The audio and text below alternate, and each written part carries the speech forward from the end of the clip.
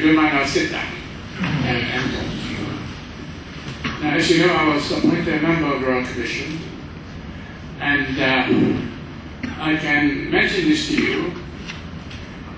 We were very concerned with the state of affairs concerning the police, and it was decided unanimously.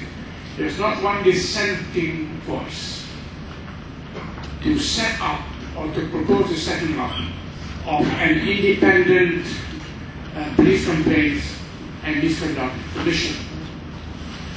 So as a result of that, we looked at the practice in the UK, and we looked at practice in Australia, particularly in Queensland and in New South Wales, where the police forces there were known to be extremely corrupt, more corrupt than our own. And you won't believe it, but it was bad in Australia.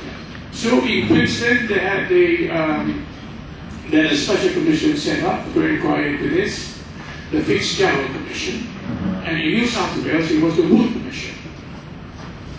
And also, in Western Australia, they had another commission. There was a meeting of senior police officers, and the Commissioner of Police said, if there is one police officer here who can put his hand on his heart and say that he has never taken a bribe, please stand up. Not one of them stood. So you see, police corruption is not a Malaysian problem alone. It is a worldwide problem, and that was the reason why we decided that it is very important for the police to have an oversight committee. Why it was important for ordinary citizens to form this committee. The purpose, obviously, is to protect the police against unjust complaints, but at the same time to protect all of us against police abuse of power. So this is really the reason why it was thought necessary to have first an independent commission, and not to allow any policeman, police officer, or any police, even a retired police officer, to be on the commission. But as you can see, the proposed Special Complaints Commission is made up of the IGP, the head of ACA, and the Auditor General, and so on and so forth. Now this has made a mockery of what was intended to be a mechanism both to protect the police and to ensure that we have a more efficient and a less corrupt police, but also to protect ordinary people from police excesses.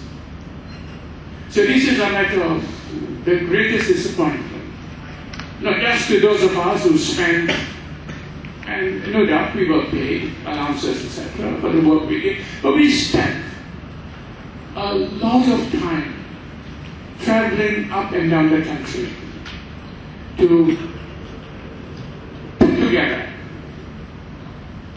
I think, a very comprehensive report, 125 recommendations, but the most important and the most central to the whole issue of police efficiency is really the recommendation on the setting up of the Independent Police Complaints and Misconduct Commission.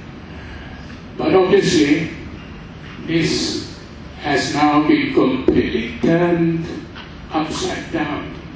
The original draft was prepared by some very eminent people in the legal profession. The former Lord President himself, Tun Abbas. We had another Chief Justice, former Chief Justice, presiding, and then we had the President of the Bar Council, and these are all very eminent people. And yet, the government today has seen fit to change all that, and to produce a bill which on the face of it is really represents a very serious indictment. It is a mockery. It shows a complete, total disdain for fairness, justice, and equity. It shows total disrespect for public opinion. This is not the sort of document we want to see as part of our laws in this country.